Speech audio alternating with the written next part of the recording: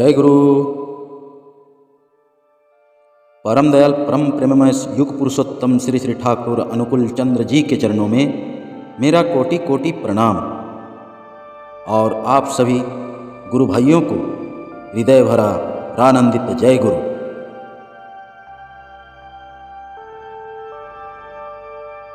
क्या आज के वर्तमान समय में दीक्षा आवश्यक है?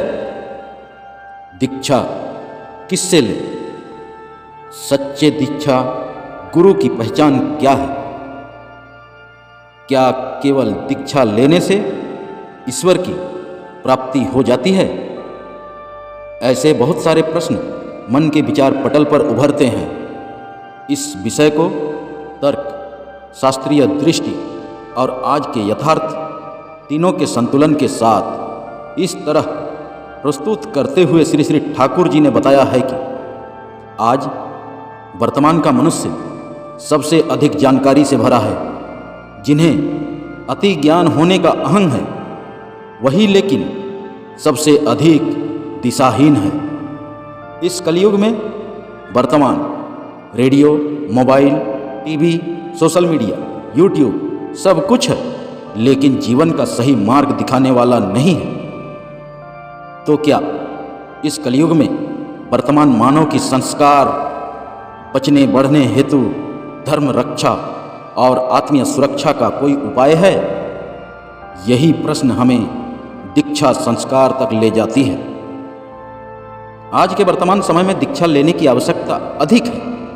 हाँ, पहले से भी अधिक, क्योंकि इस कलयुग में सबका मन विचलित और चंचल है। श्रद्धा और विश्वास कमजोर है, दिखावा ज़्यादा और साधना कम है। गुरु और ठग में भेद करना कठिन हो गया है। शास्त्र कहते हैं, अज्ञानेन प्रीतं ज्ञानं तेन महयन्तीन जन तव। अज्ञान से ढका ज्ञान मनुष्य को भ्रमित कर देता है। आज दीक्षा आवश्यक इसलिए है क्योंकि यह सूचना नहीं, दिशा देती है। यह कर्मकांड नहीं, जीवन अनुशासन देती है। यह चमत्कार नहीं, चरित्र निर्माण करती है। यह जादू नहीं, जीवन में आध्यात्मिक शक्ति और ईश्वरीय कृपा प्रदान करती है। कलयुग में दीक्षा लेना जीवन के आंतरिक संविधान को सुरक्षित करता है। अब सवाल उठता है कि दीक्षा किससे लेनी चाहिए? यह सबसे संवेदनशील और महत्वपूर्ण प्रश्न है। इससे पहले जानना चाहिए कि दीक्षा किससे नहीं लेनी चाहिए। जो स्वयं प्रचार में डूबा हो, जो धन, चमत्कार और डर से शिष्य बनाए हों, जो कहें मेरे बिना मुक्ति नहीं है, जो स्वयं को ईश्वर घोषित करे, उनसे दीक्षा नहीं लेनी चाहिए। तो दीक्षा किससे लेनी चाहिए? शास्त्रों के अनुसार कहा गया है, श्रोत्रियं ब्रह्मनिष्ठम। जो शास्त्रज्ञ हो और स्वयं आचरण में स्थित हो, अर्थात जिसका जीवन उसके उपदेश का प्रमाण हो, जो स्वयं को बड़ा नहीं सत्य को बड़ा बताए, जो शिष्य को स्वावलंबी बनाए पर निर्भर नहीं, उनसे दीक्षा लेनी चाहिए। अब बात आती है, दीक्षा गुरु कौन है? उसकी पहचान कैसे करें?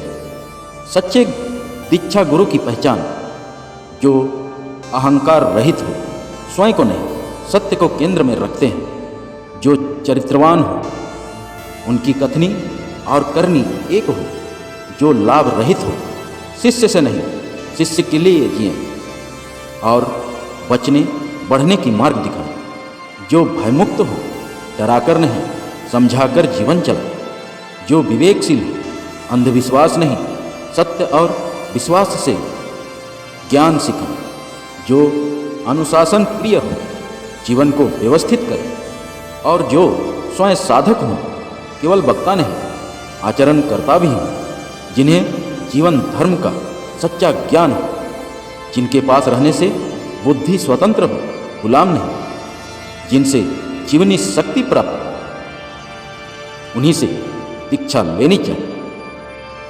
दीक्षा गुरु और साधारण गुरु में कुछ अंतर होते हैं, जिसे जानना हर मानव को चाहिए।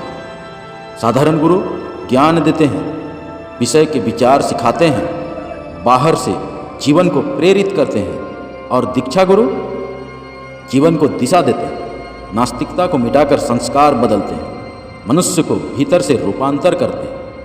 अब प्रश्न उठता है, क्या दीक्षा लेने से ही ईश्वर की प्राप्ति हो जाती है?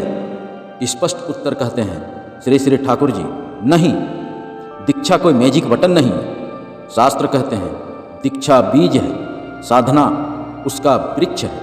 दीक्षा रास्ता बताती है, साधना का बीज देती है, चेतना को सही दिशा देती है। दीक्षा का अर्थ केवल मंत्र लेना नहीं है, बल्कि जीवन की दिशा बदलने की प्रक्रिया है। गुरु शिष्य परंपरा से चेतना का जागरण है। व्यक्ति को धर्म, कर्तव्य और लक्ष्य से जोड़ना दीक्षा कहलाता है। शास्त्रों में कहा गया है, दीयते ज्ञानं यथा सा दीक्षा, अर्थात जिससे ज्ञान दिया जाए वही दीक्षा है। तो ईश्वर प्राप्ति किससे होती है?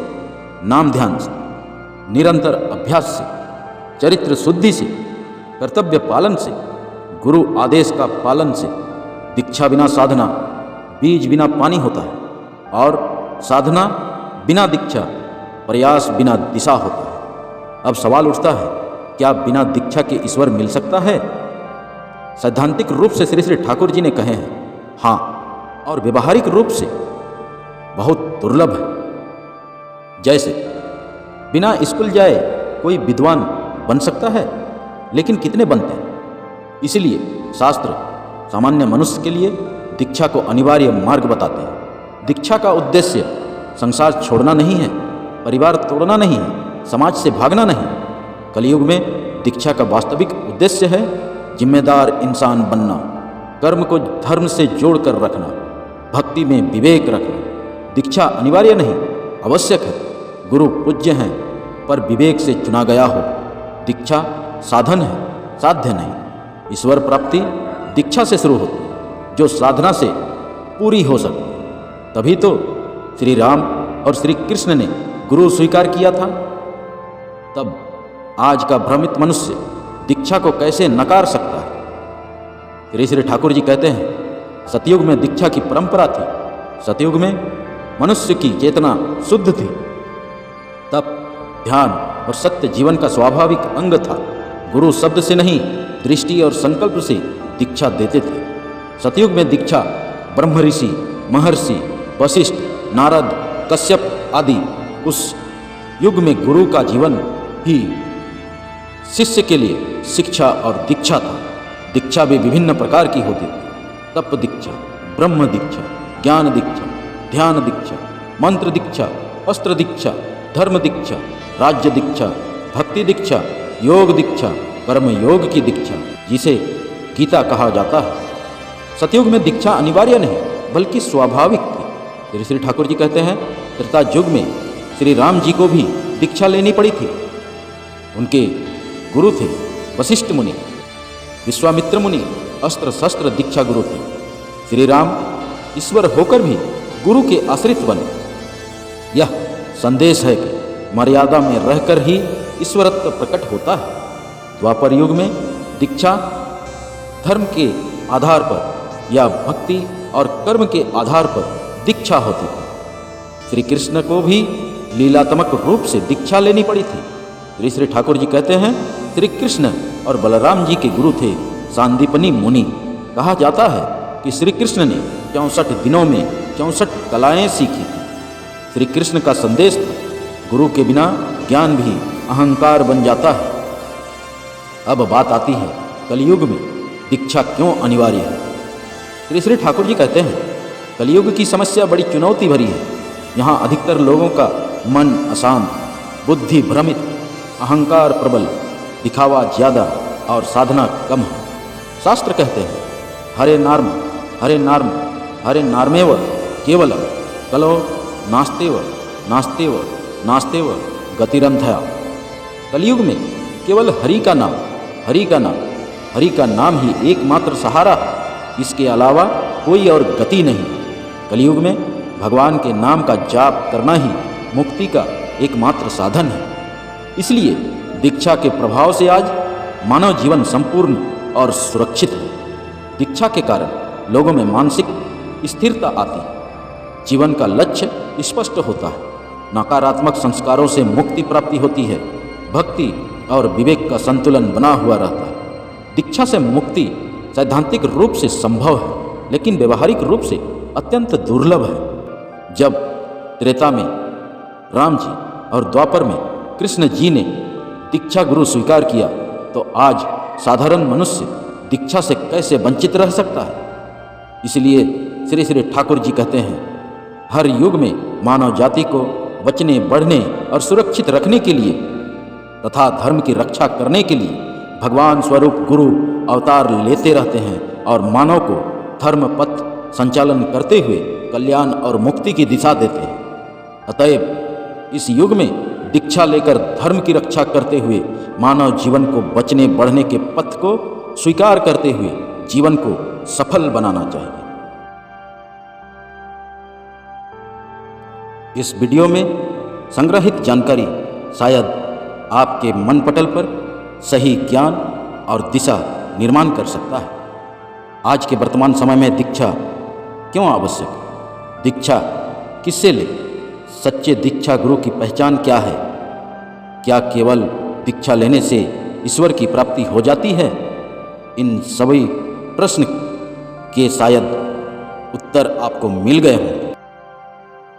अंत में आप सभी गुरु भाइयों को सहृदय रानंदित जय गुरु और परम पिता, परम दयाल, परम प्रेममय युग पुरुषोत्तम श्री श्री ठाकुर जी के चरणों में कोटि कोटि प्रणाम और जय गुरु। जय गुरु। वंदे पुरुषोत्तमम्।